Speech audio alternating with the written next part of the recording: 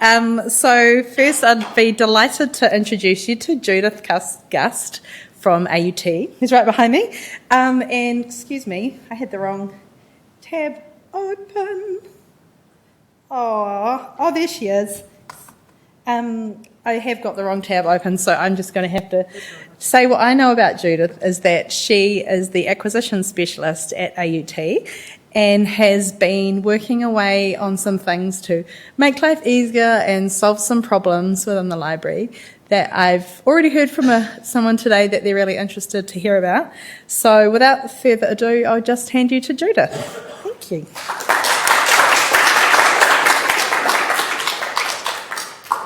Kia ora koutou katoa, noa ingarangi, tēnā maka, tia mani aku tipuna, I whānau mai ahau I te raki pai whenua, e noho ahau I te uru o Tamaki Makaurau I o Kaurirahi, ko Judith Gust tōku inga. So my forebears came to this country from England, specifically Cornwall, Denmark and Germany. I was born in Auckland, on Auckland's North Shore, and have lived in various parts of Auckland throughout my life. I now live in West Auckland, in the suburb of Glen Eden. When we were given the opportunity earlier this year to think about making a presentation at Kohacon, I thought it was a really good opportunity to talk about some of the things that I thought had gone particularly well, had been real wins for us, both during the implementation and subsequently. And the three things that I decided to talk about were the actual migration of our data from the previous system into Koha, specifically the acquisitions data, the standing order kind of subscription serial-based resource workflow that we worked on in Koha, and then thirdly, some issues, one particular issue that we were able to solve working with Catalyst, and to me as well demonstrated the real benefits of working in the open source environment and the way that we were able to get that resolved and implemented in our instance of Koha. So the first thing I want to talk about is the migration of our acquisitions data. Oh, and before I do that, I'll tell you a little bit about myself and my journey in libraries. I've worked in libraries since 1993. I began in public libraries, on North Shore Libraries in Auckland, first as a circulation assistant and doing desk duty, reference desk, that sort of thing, and I also ran the housebound system for a period. I moved into an acquisitions role at North Shore Libraries and then subsequently Auckland Libraries after the big local authority amalgamation, and I've worked in acquisition/serials roles since then. I worked briefly, after I left Auckland Libraries, I worked briefly at a local library supplier, which was an interesting experience, and I've just completed 10 years at Auckland University of Technology. So, as was mentioned by Matt, we implemented Koha for a large part at working at home during the very long lockdown that Auckland experienced in the latter half of 2021. We started the project in the office, and then about a month later we were back into lockdown. So there we were at home. From my point of view, the whole thing went remarkably smoothly and was quite uncomplicated. One of the things I did during my time in the public library was part of a very large project called Smarter Systems, which was then 5 local authority libraries systems in Auckland coming together to choose a new library management system. And this was the one that was chosen was Innovatives Millennium. So that went ahead in 2005. And 5 years later, the Auckland Super City came into being, which was a region-wide amalgamation of local authorities, including all the libraries. So the libraries were really well placed the moment that we became part of the Greater Auckland, basically to change some settings, and we were able to function as a region-wide library. And I think the public libraries were the big win for Auckland amalgamation that the public saw very, very quickly. So going back to migration of acquisitions data into Koha, we were quite, not exactly sceptical, but there were a lot of questions about whether this was actually going to be possible, whether we were going to be able to migrate all our orders, our invoices, all of our acquisition stuff into Koha. We were quite concerned about losing all our data in the previous system, which was innovative Sierra. We had been on that system at AUT Library for 5 years, and as you can expect, we had a lot of information that we were keen not to have to recreate manually into the new system. So what I really appreciated about working with Catalyst particularly, and with Alex, who was the person who was most involved with getting this information migrated, we extracted spreadsheets all over the place, and we in fact we're quite keen to have read-only access to the previous system, but that proved a no-go. So we were hopeful that we were going to be able to migrate everything through. So just being able to hop onto a video call, and we'd send some data, and Alex would come back with questions saying, where does this particular field, what does that map to? And then we'd get on a call and have a chat about it and go, oh, okay, great, I know what that is, and away we go. So the end result was that all of our acquisitions records from Sierra came into Koha, including all the orders, all the invoices, and payment information, and all our notes. I mean, anybody who works with serials and subscriptions knows that you need to have a lot of sort of free text notes, because things do not just go smoothly, and you need to know what's happened to this journal and when and who said what and all that kind of thing. So that was a huge win to start off with, having all that there in the system. The next thing I want to talk about was the standing order / subscription workflow that we worked out in Koha. When we saw the system initially, it seemed to be perhaps more geared to monograph purchasing, and I wasn't sure how I was going to be able to translate the way the system worked into the way that I needed to work to manage our subscription-based resources.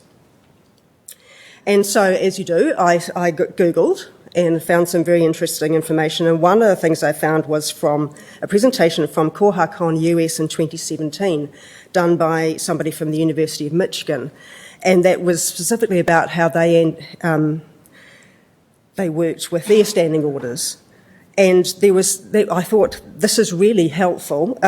It looked to me like it would be the basis on which we could build our own way of working, and that proved to be the case. We don't do things exactly the same way as they did, but we have our own local tricks. But the basic premise was extremely useful. So we use this for all our subscription-based purchases. That's anything that sort of is perhaps paid on an annual basis. The way we do it is we have one order per basket, and these orders can be received against as many times as we need. The way I set it up was I gave the basket the same name as the order. So in effect, the basket and the order are kind of working as the same thing, but it does work. The orders are standing field is ticked, and another thing that we really appreciated about Koha compared to the previous system was that we could have multiple budget open at once. I've got some screenshots coming up that will illustrate that a bit better. So we could split payments across financial years, and we've got easy visibility of all our payments of all the years in the one place. And another thing I really liked was being able to store PDFs of invoices in the system, because previously we'd have to have them all on a separate drive or file. So having them all right there is really, really helpful. So this is an example, a screenshot of the front end of a basket for an e-journal called Evidence and Policy. So you can see where it says orders are standing, that's set to yes, and the basket is called Evidence Policy. And this is what the receipts look like. Just a couple of examples from the same journal, and these are ones that came through from the previous system. And this is the display from the Acquisitions Details tab, which you get under the bib record in Koha. And so you can see here we have got all our invoices that relate to that particular title. It kind of creates a new order number each time you receipt, but that's not an issue. We've got the price. It's at one point, well, in 2019, where the vendor began to invoice us in British pounds rather than New Zealand dollars. So we've got the price in New Zealand dollars and in pounds. And the one down the bottom where you can see I've got a note saying foreign currency, etc. That's the kind of, not exactly master, but the sort of the top order that sits there that can be receipted against. And I put notes in there saying kind of where we're up to in the process. So in this case it says renewal approved, whatever date, and the invoices to come. So I can use that for any information that's useful to me. The business of having more than one budget open at a time, and AUT's financial year is the calendar year, so January to December, but we have some, and most of our subs run that period, but we have some which, for example, July to June or whatever, so we have to split them across financial years to make the payments. And also, I mean, particularly at this time of year, we are putting through the bulk of our renewals for 2026 subscriptions. So we have to have the 2026 budget already set in place so that we can use it. In the previous system, we couldn't. We had to have, there was only one fiscal year open at a time with set start and end dates. So we had to have a workaround where we had current year's funds and next year's funds in order to be able to split payments. And I kind of pretend things had more than one copy, so if it was a split across half in one year, half in another, I'd have two copies and all this sort of thing, which worked, but it wasn't as easy or as transparent as this system. So you can see at the top there I've got two budgets. We've got this year's budget and next year's budget that we're using both at the same time. And this is an example from an invoice of one of these ones that's split. So Catalyst Business runs from July to June, so I can easily, when I'm putting the invoice through, split that payment and put half of it against 2025 and half of it against 2026. And the bit at the bottom just shows you, there's our PDF of our invoice right there, which is incredibly useful, and I use that feature a lot.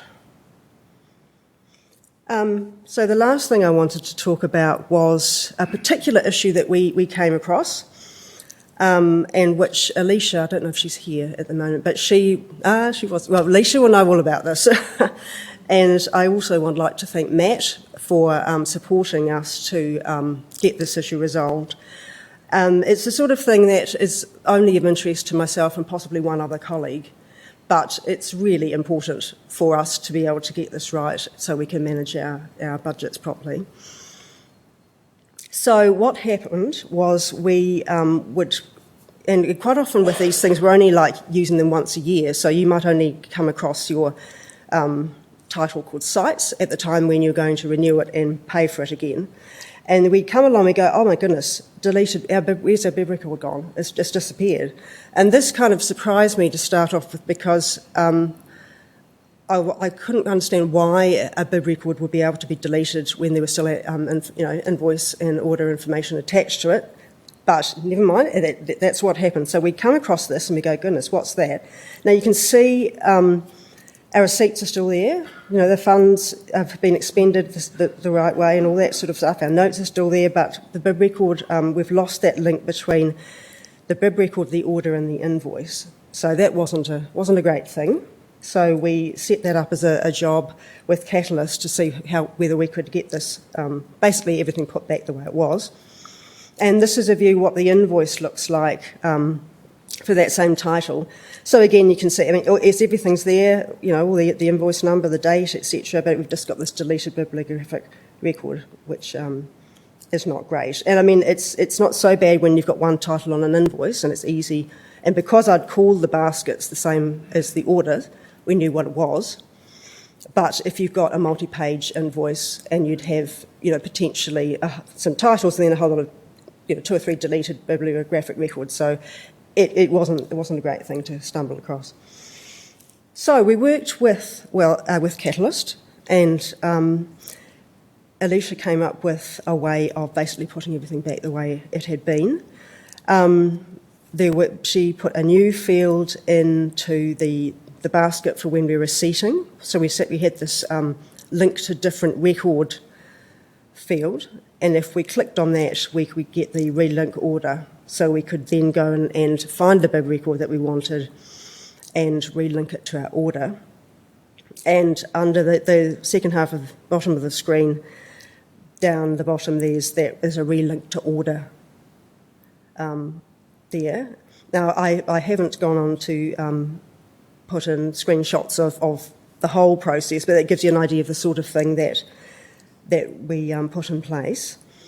And eventually, so that was sort of part of it, so relinking the order, and that worked really well. Then we wanted to have the invoice linked in again, and that was the second part of the work that Alicia did. And to be perfectly honest, I was thinking, goodness, I'll be happy if we can just get the order back. If we get the invoice back, that would be fantastic. And yes, we did. So we got the invoice back as well. And here we are with our invoice with our title, Sites, which is now relinked to everything that it was linked to before. So we were able, if we did stumble across something that had been deleted, we could basically put everything back the way it was. So we would have all our payments displaying and linked up in the way that they were before. So that's basically the 3 things that I wanted to talk about. And I'd particularly like, again, to thank Alex and Alicia from Catalyst for their work, because it's just, and I think the benefits of open source for me, working in previous systems where there was no way that you'd be able to just get in contact with a vendor and say, we want this problem solved, and just work, because you were dealing with a huge system. You might have an enhancement voting system, but you sort of thought, well, we're only a very small part of a larger group. So it's being able to do that and get that into our instance of Koha without having to sort of go to the rest of the world has been really, really great. And if we want to upstream these things, we can, but in the meantime, we're happily working with the enhancement that we've got. So anyway, thank you very much for listening. Ngā mihi nui.